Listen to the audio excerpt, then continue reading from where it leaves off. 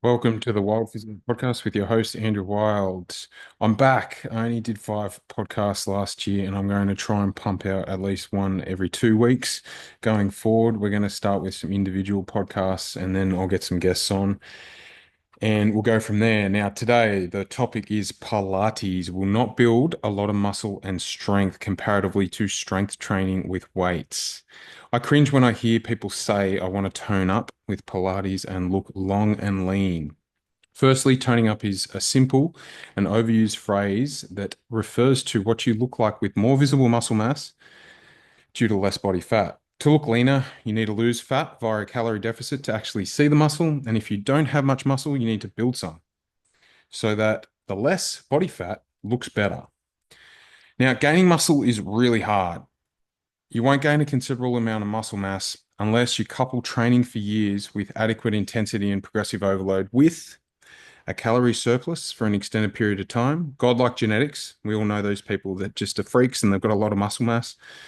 Steroids, that's a huge one. We know with the research that if you had two twins, one twin didn't do anything and they just took steroids and that was it, and the other twin lifted weights, they optimized their nutrition, and they didn't take steroids. The twin that just took steroids and did nothing would put on more muscle than the other guy. It's crazy what steroids can do. And you see a lot of people online that are on steroids, they've got a heap of muscle mass and they're just not open and honest about it. Or all of the above. So a calorie surplus for an extended period, godlike genetics combined with steroids, bang, people are going to put on a fair bit of muscle mass. Go figure. The moral of the story here is gaining muscle is really hard and getting bulky just won't happen for a majority of people. So a lot of women come in and say, I don't want to get bulky. Well, I kind of dare you, right? I dare you to try and gain heaps of muscle and get bulky. It's just often not going to happen. And it's really hard and very unlikely.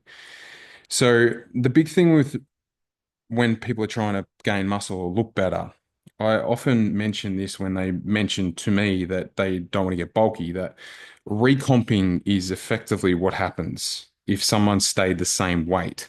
So if someone started to lift weights for the first time in their life and they're 60 kilos, a woman, and after 12 months, she's still 60 kilos, but she's lifted weights for those 12 months and she's gotten considerably stronger. She's added like 40 kilos to a squat and 20 kilos to a bench or whatever it is, right? She's gotten heaps stronger. So she's actually recomped. So a good analogy there is she's actually gone from a Scotch fillet to an eye fillet. So she's simultaneously lost body fat while she's gained muscle. Now, fat and feathers and muscle all weigh the same, right? 10 kilos is 10 kilos. So muscle doesn't weigh more than fat, it weighs the same.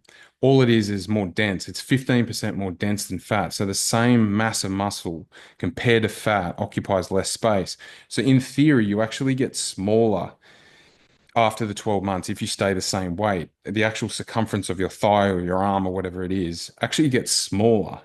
So I often say this to people that are worried about getting bulky. Like it's all about your calorie balance in between obviously calories in, calories out. Like if you obviously went into a surplus for a long period of time and you all of a sudden after 12 months you were 70 kilos and you put on 10 kilos, well, obviously you're going to look different and you put on more size.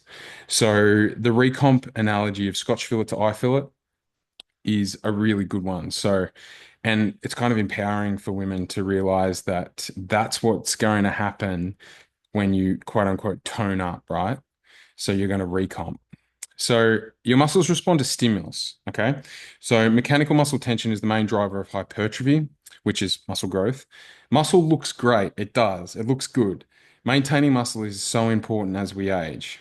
And with maintenance of muscle, I've touched on this in the podcast in the past.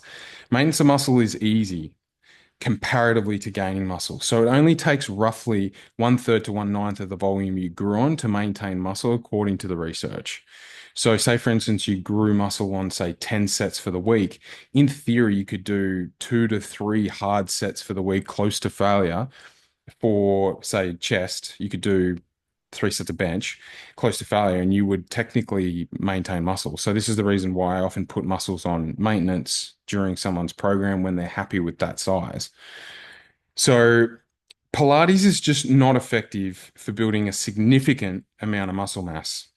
While Pilates can be beneficial for beginners, And for those that enjoy low impact exercise or as a form of sustainable physical activity, it lacks the necessary intensity to create mechanical muscle tension, which is the key driver of muscle growth. Doing combination Pilates moves that only feel hard because they require a lot of coordination do not create much mechanical tension compared with lifting weights at adequate intensity.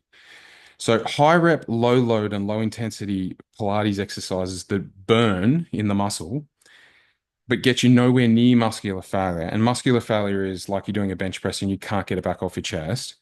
Do not provide much mechanical tension compared to lifting weights at an adequate intensity to enable muscle maintenance or muscle hypertrophy, depending on your energy balance and protein intake, etc.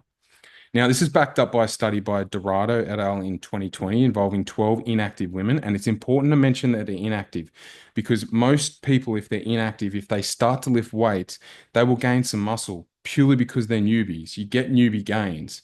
And interestingly, in this study, 12 inactive women in a 36-week Pilates program, that's a long study, showed no significant increase in muscle volume in key groups like the quadratus lumborum, a muscle in your back, and the gluteal muscles, which obviously are a focus for women often when they go and do Pilates, indicating that Pilates does not sufficiently stimulate muscle growth. That's huge. Furthermore, Pilates has limited transfer to sports performance as it doesn't focus on generating force.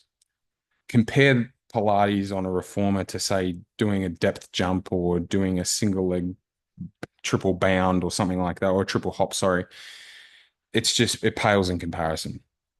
Or doing a really heavy deadlift or a really heavy leg press or something like that. In essence, I don't hate Pilates. I don't. Like, if you like Pilates, do it. But while it can be a supplementary exercise, and that's fine, it should not be the main focus for anyone aiming to build muscle, enhance body composition, or improve sport performance. You need to lift weights and you need to perform things like plyometrics and jumping if you want to change bone mineral density and you want to get the changes through the muscle long term. Pilates has its place, but it's usually not enough muscular load to optimize your body composition.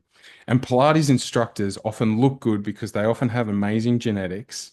So they've got the godlike genetics that we mentioned before. They have a great diet. They've been exercising for years on end, and most of them lift weights. That's the big thing as well. They often all lift weights, and this Pilates is an adjunct to the weights. And they don't just rely on Pilates to gain or maintain muscle.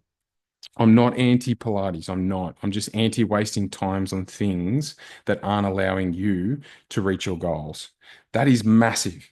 So we want to streamline things. We want to make it efficient. And the way to do that, if you want to build some muscle or quote unquote tone up, as I mentioned before, recomping is going to happen if you lift weights and you progressively overload at adequate intensity. And you're just not going to see that with Pilates as much. Some people might see small changes, but you're going to plateau pretty quickly. Moral of the story is lift some heavy stuff and never stop. And as usual, stay strong.